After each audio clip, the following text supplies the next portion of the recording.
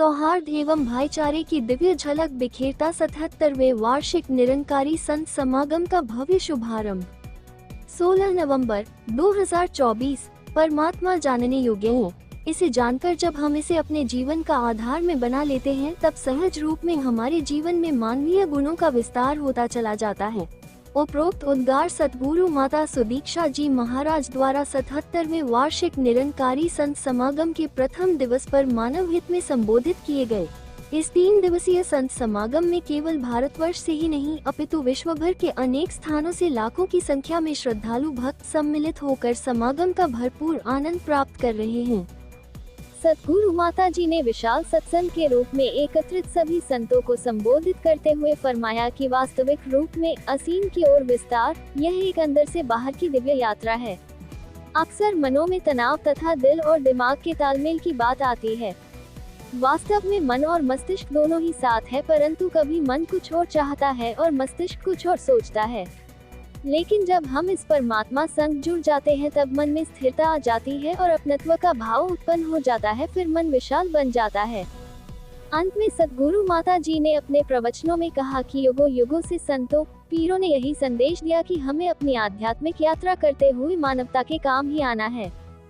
परमात्मा द्वारा प्रदान की हुई चीज एवं इंसानों ने भी जो आविष्कार किए हैं, उनका सदुपयोग करते हुए इस धरा को और अधिक फूलों से सुसज्जित खुली पालकी में दिव्य युगल विराजमान होकर श्रद्धालु भक्तों को अपना पावन आशीर्वाद प्रदान कर रहे थे और वहां उपस्थित सभी श्रद्धालु भक्त आनंदित होकर अपनी नम आंखों से हाथ जोड़ते हुए उनका स्वागत भक्तिभाव से कर रहे थे।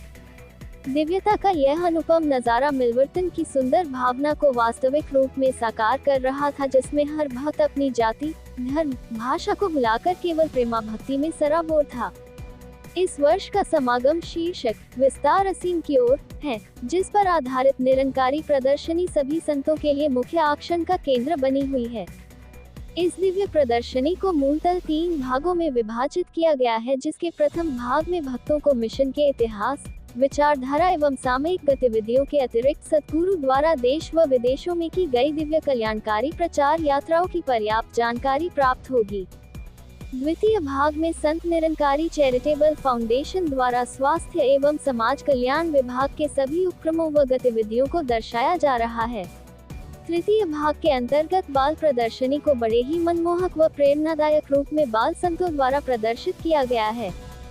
निरंकारी संत समागम पर भक्ति और भाईचारे की भावना से सराबोर अन्य पहलू आपके साथ आने वाले दिनों में साझा किए जाएंगे। सुंदर बनाना है।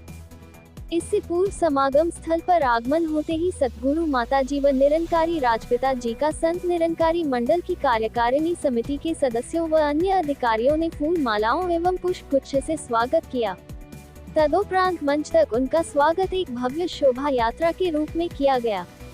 इस शोभा यात्रा में Nirankari institute of music and arts के 300 से भी अधिक छात्रों ने नृत्य एवं संगीत के माध्यम द्वारा दिव्य युगल का अभिनंदन किया।